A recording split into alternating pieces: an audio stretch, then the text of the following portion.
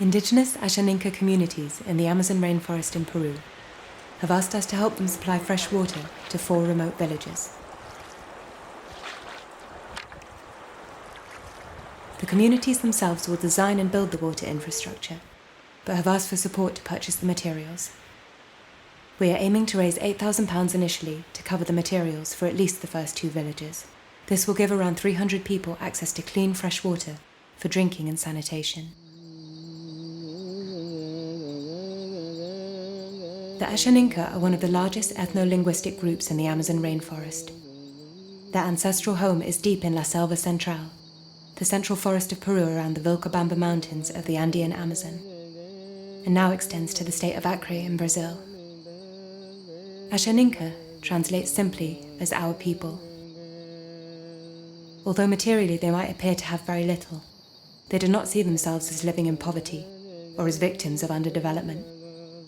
They are fiercely independent and proud of their culture. Traditionally semi-nomadic, Asháninka settlements usually move every few years to avoid over-extracting local resources or degrading the land. Their subsistence lifestyles are sustainable and regenerative, based around principles of reciprocity and balance between fellow humans and the natural environment.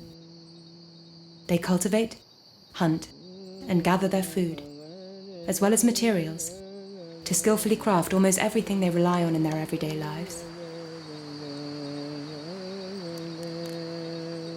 Households have limited income from producing commodity crops, most of which is used to enable children to access secondary education many miles away. However, encroachment on their lands and the designation of protected areas and communal reserves has led to populations becoming concentrated in titled settlements. This has improved access to external trade and services, but has led to new challenges around access to local resources. A major challenge is access to clean water for drinking and sanitation in the villages. Colonist settlements and illegal coca processing, logging and mining have made the Ene River and its main tributaries increasingly polluted and unsafe.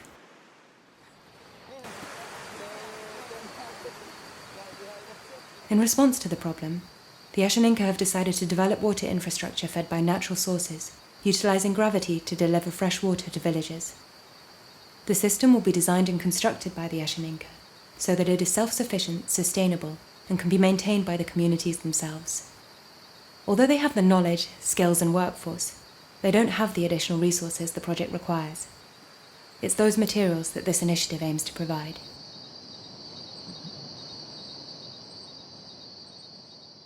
Mike Paul has been visiting Asháninka of the Ene Valley for over 4 decades, through which he developed close connections with several remote communities. Always at their request, my father Mike, my sisters Rosie and Melissa, and myself, Yasmin Paul, have been working at a grassroots level to support the livelihoods and agency of these Asháninka communities for many years. Between 2015 and 2018, we raised funds to contribute to the supply of fresh water for 4 villages. By 2017, these communities had installed tanks, pipework and fittings. Money was used to purchase the hardware. The Asháninka themselves located suitable water sources, installed the infrastructure and gravity supplied the pressure.